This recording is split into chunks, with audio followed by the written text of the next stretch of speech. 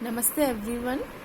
I am Dr. Sangeeta Gautam and this is BSc B.Ed second semester class of solid state. Today's topic is derivation of Bragg's law. As we know that the principle of Bragg's law and X-ray diffraction is n lambda is equals to 2d sine theta, where n is an integer determined by the order. Lambda is the wavelength of X-ray and moving electron, proton and neutron. D is the spacing between the planes in the atomic lattice, and theta is the angle between incident ray and scattering planes.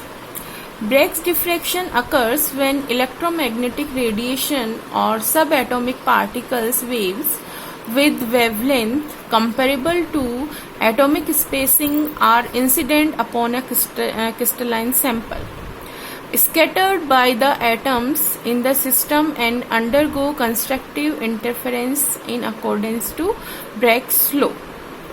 Consider the condition necessary to make the phases of the beam coincide when the incident angle equals and reflecting angle.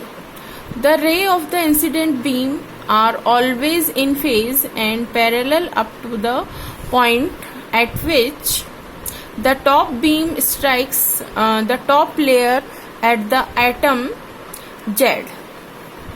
The second beam continues to the next layer where it is scattered by atom B. You can see here in this way. The second beam must travel the extra distance AB plus BC.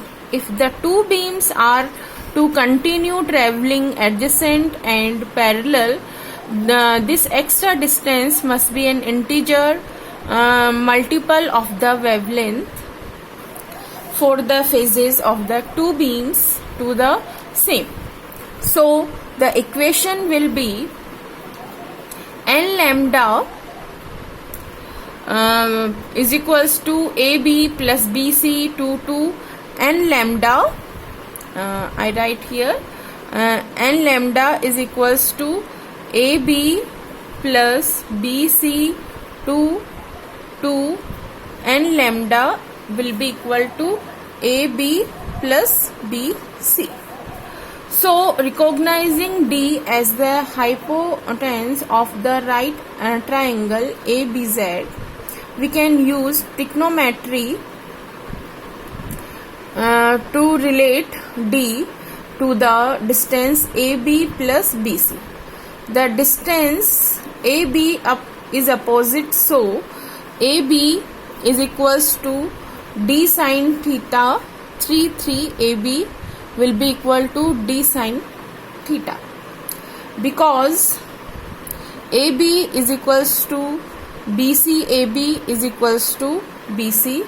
So equation 2 will become n lambda is equals to 2AB 4 n lambda is equals to 2AB. This is the equation of 3. Now substituting equation 3 in 4, we have n lambda is equals to 2d sine 5 n lambda. So finally it will become 2d sine theta, and Bragg's law has been derived in this way. N lambda is equal to 2d sine theta. Note that if only two rows of atoms are involved, the transition from constructive to destructive interference as changed is gradual. If interference from many rows occurs, then the constructive interference peaks become very sharp with mostly destructive interference in between. This sharpening of peaks as the number of rows increase is very similar to the sharpening of diffraction peaks. So, hope you understand the derivation of Bragg's law and Bragg's equation. Thank you so much for watching this video. Stay home, stay safe.